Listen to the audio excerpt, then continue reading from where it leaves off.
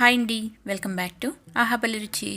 ఈరోజు వీడియోలో రెగ్యులర్గా తినే బ్రేక్ఫాస్ట్ బోర్ కొట్టినప్పుడు ఇంట్లో దోశ పిండి, ఇడ్లీ పిండి ఏమీ లేనప్పుడు అప్పటికప్పుడే తయారు చేసుకునే ఒక బ్రేక్ఫాస్ట్ రెసిపీని చూద్దామండి. కేవలం కప్పు అటుకులతోటి ఇలా బ్రేక్ఫాస్ట్ చేసుకుంటే చాలా రుచిగా ఉంటాయి. ఈ వీడియో చూసి తప్పకుండా ట్రై చేయండి. చాలా టేస్టీగా ఉంటాయి, అలాగే తయారు చేసుకోవడం కూడా చాలా ఈజీ. మరి లేట్ చేయకుండా వీడియోలోకి వెళ్ళి ఎలా తయారు చేయాలో చూసేద్దాం. ముందుగా దీనికోసం ఒక కప్పు అటుకులను తీసుకోవాలి. అటుకులు వేసుకున్నాక దీనిలోకి కొద్దిగా వాటర్ని యాడ్ చేసుకోవాలి.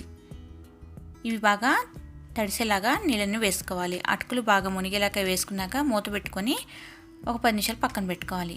ఆ తర్వాత ఒక గిన్నెలోకి ఒక అరకప్పు వరకు బొంబాయి రవ్వను వేసుకోవాలి. దీనిలోకి ఒక అరకప్పు వరకు పెరుగును కూడా యాడ్ చేసుకోవాలి. పెరుగు వేసుకుని ఒకసారి బాగా కలుపుకోవాలి.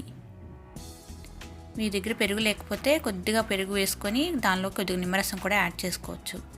ఇలా బాగా కలుపుకోవాలి. దీన్ని కూడా కొంచెం సేపు నానబెట్టుకోవాలి, ఒక 10 నిమిషాలు.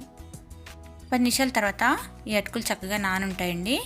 ఈ నానిన వాటిని ఇలా చేతితోటి బాగా కలుపుకోవాలి, అంటే మెత్తగా చేసుకోవాలి. అలాగే ఇక్కడ రవ్వ కూడా చక్కగా నానుంది కదా, ఈ రవ్వని అది మ్యాష్ చేసుకున్న దానిలోకి వేసేసుకోవాలి. వేసుకొని రెండింటిని బాగా కలుపుకోవాలి. కొన్ని వాటర్ని కూడా యాడ్ చేసుకోవాలి. మరి పలుచగా చేసుకోకూడదండి, కొద్దిగా వేసుకోవాలి. వేసుకొని ఇలా బాగా కలుపుకోవాలి. ఇక్కడ చూపించిన విధంగా ఇలా ఉండాలి. ఆ తర్వాత ఇందులోకి సన్నగా కట్ చేసుకున్న ఉల్లిపాయ, 2 పచ్చిమిర్చి, అలాగే గ్రేట్ చేసుకున్న క్యారెట్ ఒక సగం కప్పు, అలాగే ఒక సగం కప్పు వరకు గ్రేట్ చేసుకున్న బంగాళదుంప, కట్ చేసుకున్న కరివేపాకు, 1 టీ స్పూన్ వరకు అల్లం, కొద్దిగా కొత్తిమీర వేసుకోవాలి. దీనిలోనే 1 టీ స్పూన్ వరకు జీలకర్ర, రుచికి సరిపడా ఉప్పుని యాడ్ చేసుకోవాలి.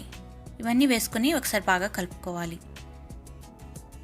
దీనిలో బైండింగ్ కోసం కొద్దిగా మనం గోధుమ పిండిని యాడ్ చేసుకోవాలి.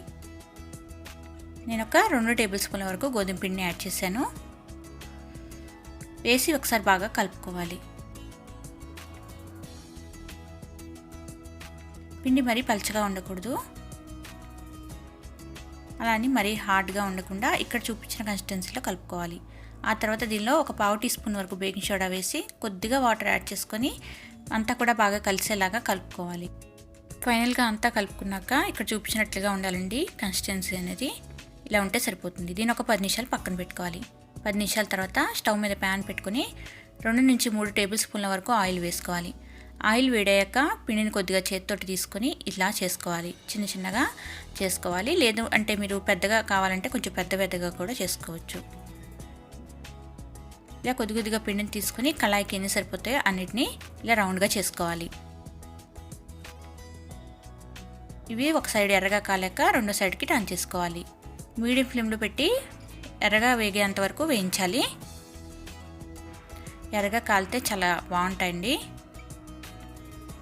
ఇవి చక్కగా ఎర్రగా కాలాయి కదా, ఇలా కాలితే సరిపోతాయండి. ఇప్పుడు ప్లేట్లోకి తీసుకుందాం.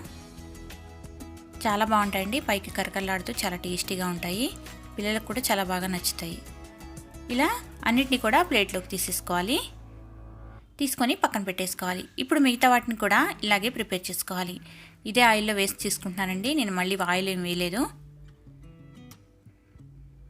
ఇలా ఇక్కడ చూపించినట్లుగా రౌండ్గా చేసుకోవాలి. కొద్దిగా పిండిని తీసుకొని వీటిని కూడా మీడియం ఫ్లేమ్లో పెట్టుకొని ఎర్రగా కాలనివ్వాలి. ఇలా ఎర్రగా కాలాక వీటిని కూడా బయటకు తీసేసుకోవాలి. అంతేనండి, ఎంతో టేస్టీగా ఉండే అటుకులతోటి బ్రేక్ఫాస్ట్ రెడీ అయిపోయింది కదా. సింపుల్గా తయారు చేసుకోవచ్చు, టేస్ట్ కూడా చాలా బాగుంటాయి. ఒకసారి ఈ వీడియో చూసి తప్పకుండా ట్రై చేయండి. మీకు ఈ రెసిపీ నచ్చినట్లయితే లైక్ చేయండి, షేర్ చేయండి, కామెంట్ చేయండి. మరిన్ని వెరైటీ అండ్ టేస్టీ రెసిపీస్ కోసం మన ఛానల్ని వెంటనే సబ్స్క్రైబ్ చేసుకోండి. Thank you for watching.